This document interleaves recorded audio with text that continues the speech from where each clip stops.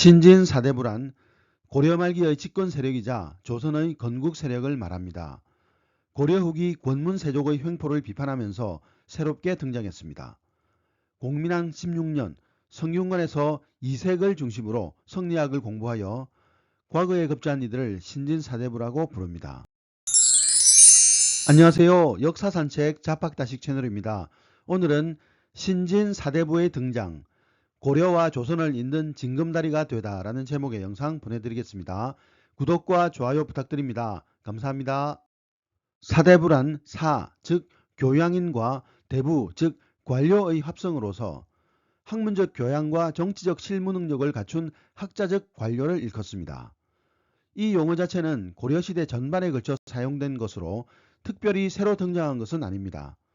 애초에 춘추 전국시대의 용어를 가져와서 사용한 것이죠. 그래서 새롭게 등장한 사대부라는 의미로 신진사대부라는 명칭을 사용한 것입니다.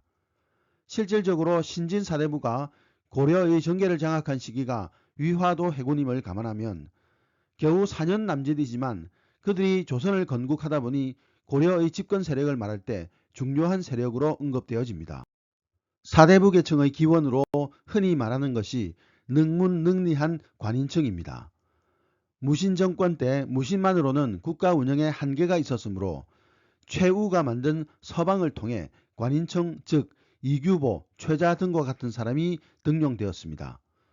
이렇게 등용된 관인층은 무신 정권의 꼭두가시 노릇을 하며 대접받았고 무신보다 더 대접받는 경우도 많았습니다. 그러나 권력을 잡은 관인청은 원간섭기 오히려 권문세적으로 발전하였으며 성리학과도 전혀 무관한 계층이었습니다. 때문에 신진사대부의 실질적인 뿌리로 보기는 어렵습니다. 충선왕 시기에 고려의 성리학은 새로운 분기점을 맞았습니다.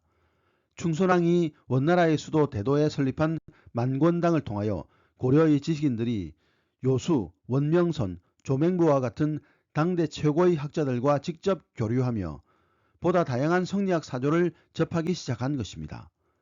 이재현은 만권당이라는 새로운 통로를 적극 활용하여 고려의 성리학 이해 수준을 높인 대표적 인물입니다.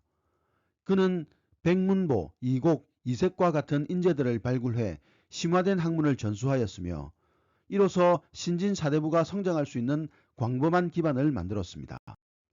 이재현 이후 비로소 고려의 성리학자들은 신진사대부라는 용어에 걸맞는 정치 세력으로 발전해 나갑니다. 이재현은 몸소 개혁정치를 주도하면서 이상적인 사대부의 모습을 후세에 보여주었습니다. 우선 그는 충혜왕이 폐위되고 충목왕이 즉위하는 시점에 국가의 공공성을 회복하고 권세가들의 침탈을 막기 위한 다양한 개혁안을 제시함으로써 향후 정치도감 활동의 방향성을 잡았습니다. 또한 공민왕 즉위 초반의 정국에도 참여하여 충목왕 때 성공하지 못한 내정개혁을 다시 한 차례 추진하기도 하였습니다. 이색과 그의 문인 단계에 이르면 신진사대부가 보다 뚜렷한 정치 세력으로 발전해 나가는 양상을 확인할 수 있습니다. 이색이 성균관을 재건할 때 함께했던 김구용, 정몽주, 박상충, 이숭인 등은 공민왕 말년에 신돈의 국정 운영을 강력하게 비판하면서 유교 본의의 정치를 지향하였으며 우왕이 즉위한 뒤에는 이인임 일파가 다시 원과의 외교관계를 재개하려 하는 것에 극력 반대하였습니다. 비록 공민왕의 분노와 이인임의 탄압으로 큰 성과를 가져오지는 못했지만 위험을 감수하고 집단적으로 비판의 목소리를 냈다는 점에서 이 시기 신진사대부는 분명 과거와는 다른 자의식과 현실인식을 보여주었습니다.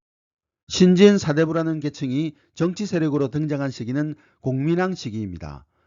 공민왕은 권문세족을 숙청하면서 그 반대 세력을 키우기 시작했고 특히 노국 대장공주의 죽음 이후 슬픔에 빠진 공민왕은 신돈에게 전권을 맡기면서 신돈은 개혁의 일환으로 사대부들을 대거 등용합니다. 그 덕분에 이색을 비롯한 성리학의 밝은 관리들이 본격적으로 정계에 진출하게 됩니다. 최영과 이성계는 이인임을 몰아낸 무진피화 사건 이후 제2차 요동정벌을 두고 대립했고 이성계가 1388년 위화도 해군을 단행하여 최영과 우왕을 몰아내고 정권을 장악했습니다. 하지만 신진사대부는 정몽주를 중심으로 고려 내에서 개혁을 단행하자는 온건개혁파와 정도전을 중심으로 고려를 부정하고 새로운 나라를 개창하자는 급진개혁파로 나뉘었습니다. 두 세력은 특히 토지제도 개혁을 둘러싸고 첨예하게 대립하였습니다. 급진개혁파가 토지 겸병 문제를 해결하기 위해서 사전을 혁파해야 한다고 주장한 반면 온건개혁파는 경솔하게 옛법을 고쳐서는 안 된다는 입장을 견지했습니다. 이것은 단순히 경제적 이권을 얻기 위한 싸움이 아니었습니다. 고려의 전통적 지술을 인정하는 바탕 위에서 고려 사회를 개조할 것인가, 아니면 그것을 부정하고 새로운 사회를 창조할 것인가 하는 문제와 직결된 싸움이었습니다. 실제로 토지제도뿐만 아니라 예를 해석하고 실천하는 방식, 불교에 대한 태도 등에서도 양자는 다른 모습을 보여주었고 다양한 이념적 논쟁을 낳았습니다. 두 세력은 공양왕 옹립까지는 대체적으로 뜻을 같이 했으나 세력 다툼 끝에 결국 과전법이 시행되고 정몽주를 이방원이 살해하면서 온건개혁파는 몰락했고 고려 역시 1392년에 멸망했습니다. 그러나 온건개혁파는 고려 멸망 이후 국왕에 대한 충성을 지킨 이들로 조선시대에도 칭송을 받았으나 급진개혁파 정도전은 태종에게 찍혀 그 이름도 남기 어려웠습니다. 급진개혁파는 조선 건국에 참여하여 조선의 지배층이 되었습니다. 이후 이들이 관악파를 형성해 본격적으로 등장하기 시작하며 조선 왕조의 지배계층으로 자리잡아가고 세종 집권기에 그 절정을 이룹니다. 그러나 단종 집권기에 계유정난이 일어나 세조가 집권했고 이에 성산문 등 집현전 계통의 사대부들이 단종 복위를 꾀하다 발각된 여파로 집현전과 경련 등 사대부들의 정치적 기반이 폐지되면서 그 기세가 위축되었습니다. 이쯤부터 관악파의 일부 갈래이며 계유정난에 가담하거나 찬성한 사대부들이자 중앙의 권력 기반을 가진 사대부인 훈구파와 온건개혁파의 일부 갈래이자 향촌 사회에 뿌리를 두고 성장하는 사대부들인 살인파가 등장하기 시작합니다. 이후 살인파는 성종의 살인파 중용과 조광조의 개혁 등을 계기로 중앙정계에 진출하기 시작하며 훈구파와 반정공신과 외척 등 반대 세력들의 견제로 인한 온갖 사화를 겪으면서도 끝내는 선조 때 정계를 완전히 장악하는 데 성공하여 결국 조선의 지배층 자리를 확고히 하게 됩니다.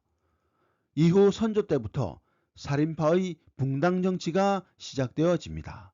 오늘 이야기는 여기까지입니다. 감사합니다.